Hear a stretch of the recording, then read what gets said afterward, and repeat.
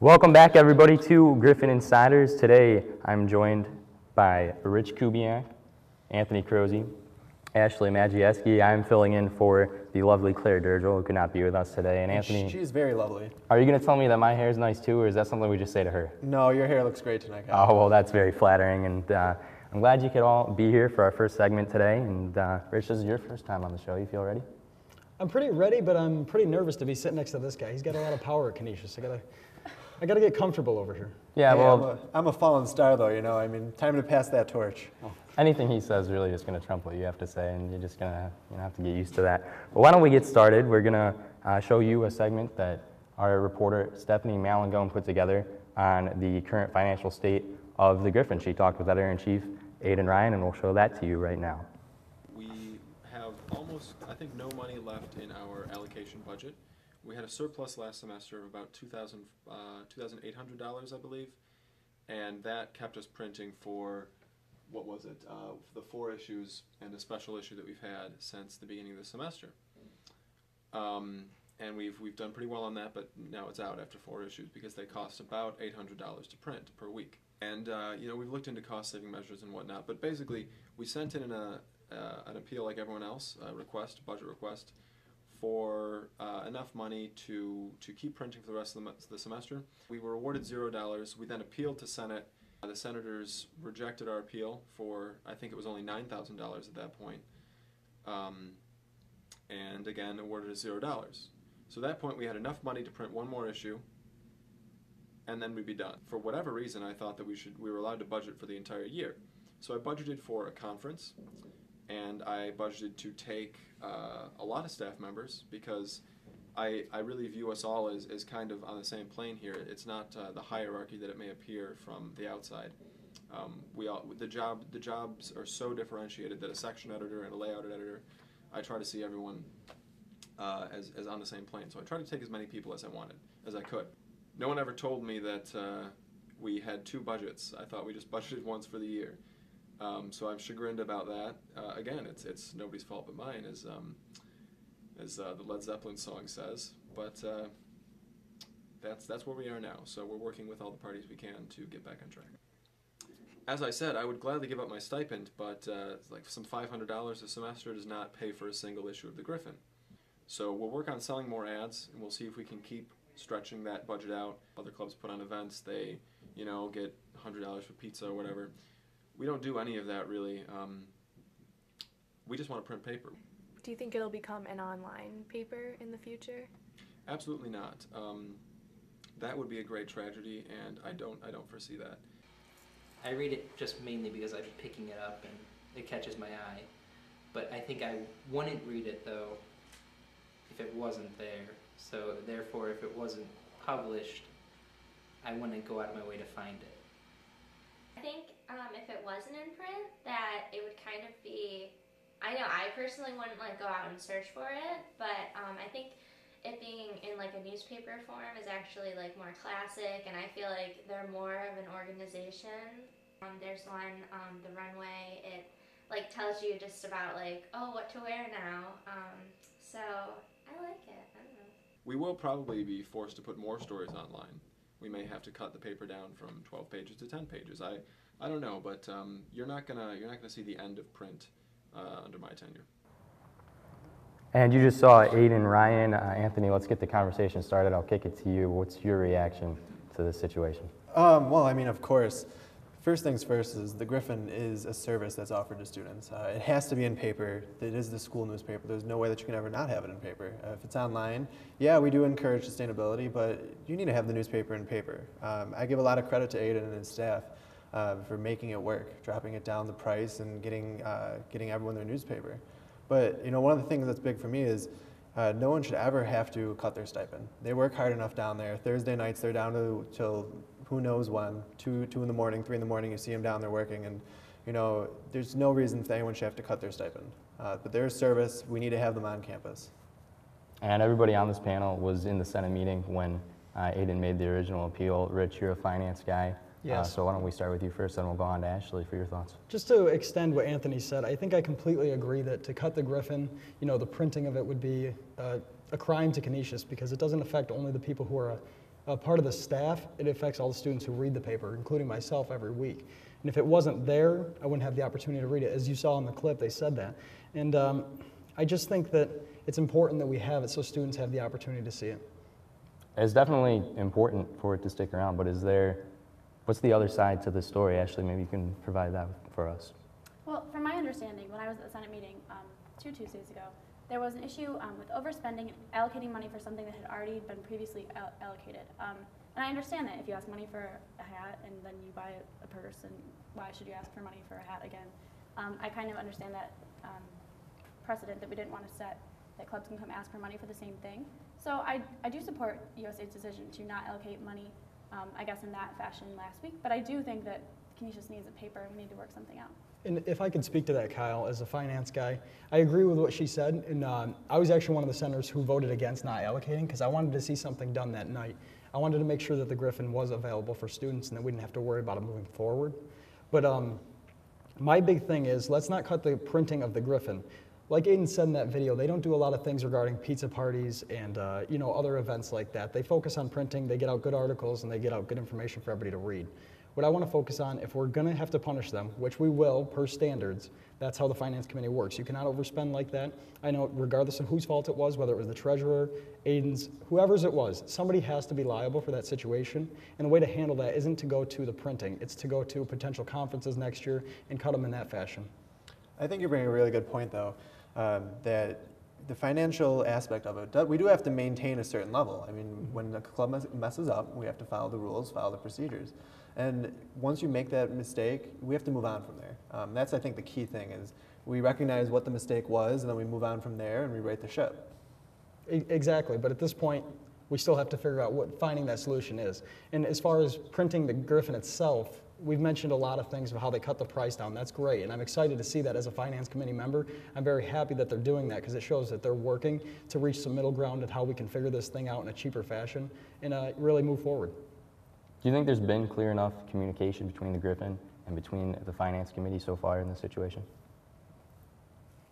Well, I'm not a member of the Finance Committee, so I'm not sure how the Finance Committee speaks with the Griffin, but I know as a member of USA, I had no understanding of the financial situation of the Griffin. I don't think that clubs normally publicize their account balances, so I personally had no idea. I think that in general, communication is always an issue. I don't think there's ever been a time where I can sit there and say, wow, this was the clearest it's ever been. So that goes beyond Finance Committee. I think just communication between clubs, between USA in general, that's just a problem we always have. And I think that there are ways that we can make it better. I think that better timelines, clearer timelines, as well as better communication between how much funds we have and where we're making those expenditures will all make the entire process a little bit better. I agree with Anthony completely. What we need to focus on as student leaders is to make sure that the avenues of communication are open between club leaders, students themselves, Finance Committee, whoever it is, because if they don't know what's going on, that's where the anger sets in. When people don't understand, they get confused, they get upset, they don't know why or what happened. So that's what we need to make sure is everybody's on the same page, everybody understands this is why you didn't get your money, or this is why you did get your money. So what can we start doing to alleviate this lack of communication? Something I see that the executive vice president position in the future is going to be setting timelines for all of USA. So I'll be working with all the other vice presidents, with the president, with the senators, all the committee chairs, and setting the yearly timeline. So that's going to be everything from budgets to appeals, and I think that'll really help with the communication. So this way then you can have the EVP setting up exactly what's going to happen when the appeals are, in conjunction with the VP of Business and Finance, of course. And then you can go from there. And I think it starts with setting up a better structure, and once the structure is in place, the communication can follow. I completely agree. Ashleigh, do you want to speak to that a little more before I jump in as the finance guy? Well, I was just going to say that I know, I think approachability is really important, especially for the VP of Business and Finance. Danielle, I think, does a great job being available and open, but just increasing that, I suppose, maybe like posting office hours. When is she in the office? When can people come in and talk to her? Because she's very knowledgeable, very thorough, and I think she's a great resource for club leaders. And I think a lot of people actually do get that misconstrued. I have a lot of personal experience with Danielle, and I know that she is very passionate about the position. She does as much as she can. She works very hard to make sure the communication is open. But there are just some more things that can be done. Like Anthony said, setting that structure from the beginning of the year really allows people to know how everything's going to play out, when they can expect things, and how to move forward from there. You know, the other question that a story like this brings up is, are there different ways that certain clubs should be looked at? If this was, I don't know, the Italian club, and they overspend by $8,000, wow, that would be really drastic if the Italian club just threw away $8,000. But certainly they would be looked at differently than a club that's providing a service, no? You've hit a point that's very near and dear to my heart. One of the big things I hope to see before we leave is, or before I leave at least, is that club organization, club structure changes. I see the fact that an Italian club, as you suggested, and the Griffin are not the same. I mean, we're talking apples to oranges. You can't hold Italian club on the same level as the Griffin, something that, or USA for that matter. It's something that you cut from USA, and then you go look at Italian club and you say, oh, we're going to cut it from them as well. You know, $1,000 from the USA budget is very different than $1,000 from an Italian club, and vice versa. You know, the Griffin, they're a service. It's really hard to take anything like that away. So I think a different organizational structure for all of our clubs and how we see them and where they lay in comparison to each other, I think that will also make a big difference. But that doesn't mean that those clubs shouldn't have to face penalties if Correct. they overspend, which I know Anthony wasn't saying that wasn't the case, but I just want to make that perfectly clear that even if it is a service organization, they still fall within the structure of the system and how everything should fall into place. Correct. There's just, my point was the fact that there needs to be a better way to watch those and work together, and something like the Griffin should have even more communication between the finance committee than Italian Club, who might only be asking for $1,000 for a couple events. Well, that's certainly true, and we don't mean to pick on Italian Club, of course. Of course not. But this is going to wrap it up about for our first segment. When we come back, we'll talk a little bit about library construction and where Canisius students are hanging out in lieu of this sacred first floor library space. Excuse me. You're watching Griffin Insiders. Kyle Ferrara right here with you.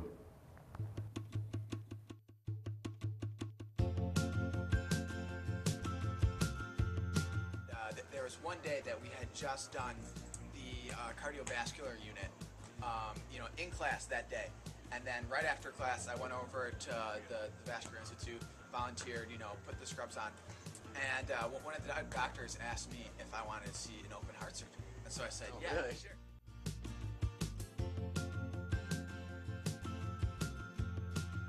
I came into Canisius as obviously as a freshman, not really sure what I wanted to do. I ended up taking a digital media arts class, and that really just kind of jump-started, my career. And I think being where we are in the city and in the world with the medical campus that we have here is really an opportunity that I wouldn't have anywhere else. It's more than just academics. Meet different people. Go out and do things. There's so much more to college. It's an experience. I instantly fell in love with doing video work, graphic design.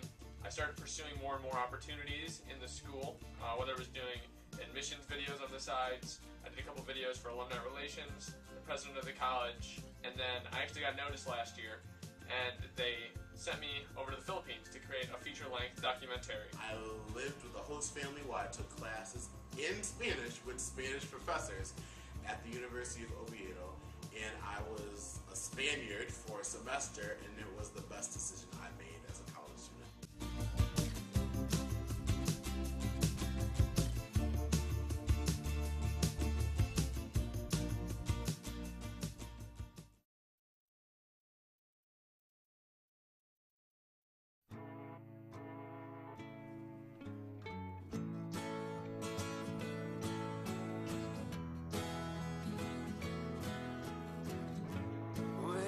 Tell him that I've begun to dream of things to come, and tell the trees not to look for me. I'm going to find some peace of mind. Wake the sun. Wake the sun, wake the sun, wake the sun.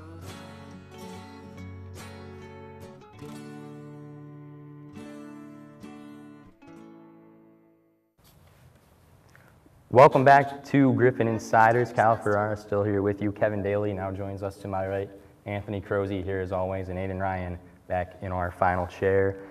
Guys, this is a point everybody knows already. The construction of the library is going on. That's old news.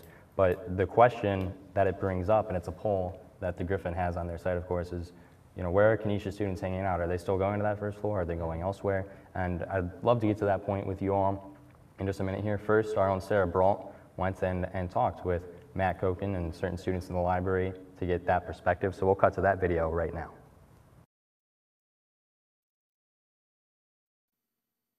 Throughout the entire semester, the Canisius Library has undergone construction for renovations that are due to be completed soon.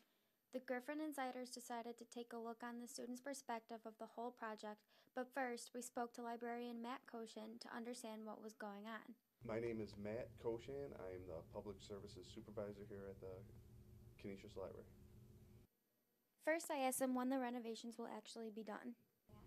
They say that, they being the architect and contractor, say March 25th is the day that it's supposed to be completed. Now, I'm not sure if they're going to be completed and then the furniture is coming in, or if the furniture will be coming in and that is the day open for business. Okay. And what will the final product actually turn out to be like? Updated better, new carpeting, new ceiling, new HVAC stuff, so it's newer furniture, everything. So. From the librarian's perspective, I asked him if he thinks the students come to the library less. I think it's the same, and the reason why I say that is that it's more congested on the main floor as to where it is. I mean, there's more people down on the lower level and on the upper level as well, but on the main floor, it seems to be more congested in the area where it's open now, whereas before it wasn't because it would be more spread out. So I think I'm gonna say it's pretty much the same. Some students are upset about it, and they turn to him to complain. I get emails probably 2 or 3 times a week. When's it gonna be done? Why did you do it now and not the summer? To that effect. So I mean, nobody has. Once I give them an explanation, nobody has been so outraged, but there has been complaints about it. There was the second door to Tim Hortons that wasn't put in. It's now in, but wasn't put in for a while, so people were complaining about the long lines, which I know is stung for you students because, if you have to get to class right away. Senior Jamia explains why she decided to study elsewhere. Yes, I do, just because there's a little less space and the volume tends to be a bit too high for me. So instead, I usually go to the 4th floor of Old Main to do my studying. Addie, a junior, complained about how the noise can be irritating. I do. I try to avoid it just because I like to study in like a more secluded, quiet environment. So it's just the noise is very bothersome. Junior, Amber, explains why she's excited for the renovations. I'm excited for it to be done, not necessarily because it's new, but just for it to be done and have the space back. Like Koken described, some of the students don't understand why it had to be done now. I think it could have been done at a different time. I think maybe during the summer or during like a break would have been better, but obviously with construction it's always going to be an issue. I am excited, but because I'm a graduating senior, I won't be here to, I guess engage or partake into the new extension of the library. So. The renovations are due to be done on March 25th, and Canisius once again can have their library back. Welcome back, everybody. A wonderful job done by Sarah and Aidan throughout this entire process of construction and the topic that we're about to dive into. What has stood out to you? I think some students have complained about, as we heard, thinking, could this have been done over the summer?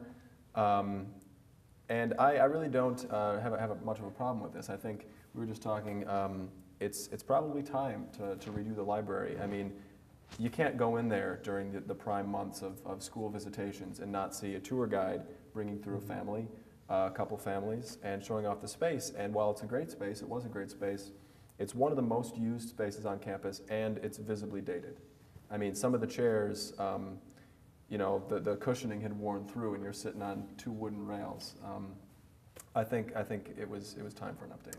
Yeah, it speaks to this academic arms race that's taking place in colleges and universities around the United States, not just here in Western New York.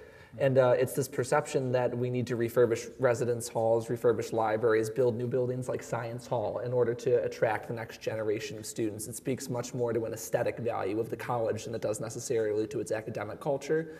But certainly I agree that the library was extremely dated, and I'm glad that this update is happening, but it also speaks to a pathology in higher ed right now. Right. Especially in the realm of the private institution. I mean, you go to UB and they have 2-3 libraries, each of them look pretty new to me, and then you come here and ours was definitely dated, so I do agree. It was definitely time. Well, let me throw this out here. I mean, I'm glad that we're putting the money into this. We're updating functionality because there will be 2 classrooms.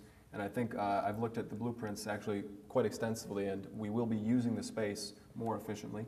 There's an update to aesthetics, but I think if we're going to put this, throw this money out here, we should fund the library and make it a 24/7 facility. Because what we do here is academic. We are, as we sometimes I think forget, a college, and if you don't have if you have a library that closes at 8 on a Friday, I don't think you're encouraging that kind of academic culture. Now, I know that if you opened the library 24/7 right now, things wouldn't change right away. You wouldn't have students all of a sudden using it at 4 in the morning on your average week. However, I think if you instituted that now and let it grow, the whole academic culture of Canisius would change for the better. And and by the way, I do want to apologize for the hoarseness of my voice. I helped lifted our men's basketball team to victory through shouting and crash chantery on Saturday. But a 24-hour library is the norm at other colleges and universities. I've never really understood why that is not carried here at Canisius, but it hasn't. And I think the point made there is adroit. Well, and I'll be interested to see if we do see an upswing in students when it is completed. Right. I wonder if it was really an appearance thing, and maybe you'll see more students that are asking for the library to be open later. Yeah. I mean, I think Matt Koken said the library is being used right now. It's not as if it's dead, although it looked that way in the very beginning of the semester. But you don't see it functioning as a social space, the social space that it once was. I mean, we've bandied about the term the social nucleus of Canisius College. And I really think it was, especially that first floor section on the Hughes side windows. You went there to socialize. Students still socialize in the library now, but there has been a sort of diaspora, and it's functioning for some academic purposes, for some socializing. The sacred athlete corner has been violated, and other students go in there now. But I don't see it serving the same role at the moment. Will it return to that? I'm not sure. The Griffin's been interested in this question. We currently have a poll up on the main page of our website asking where students are spending the majority of their time now that the first floor of the library is no longer widely available. And you're right. One went to the first floor of the library to be seen as much as to see who else was there. So, now I think the question is, you use the term social nucleus, where have students gone now to socialize? And based off the results of the poll, it seems like they're just hanging out in dorms. But obviously that has a very tangible effect on student life if students aren't gathering in one place as they used to.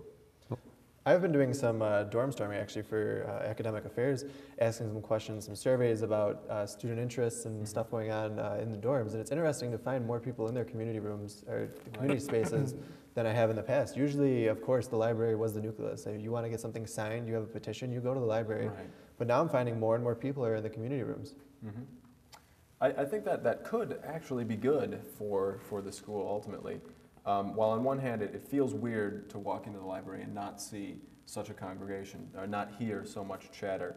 But I think I was actually talking with Coach Jim Barron over the weekend, and he spoke to dorm unity and floor culture as, from his experience at St. Bonaventure, crucial to in community engagement, retention through 4 years, and of course engagement in athletics. Of course.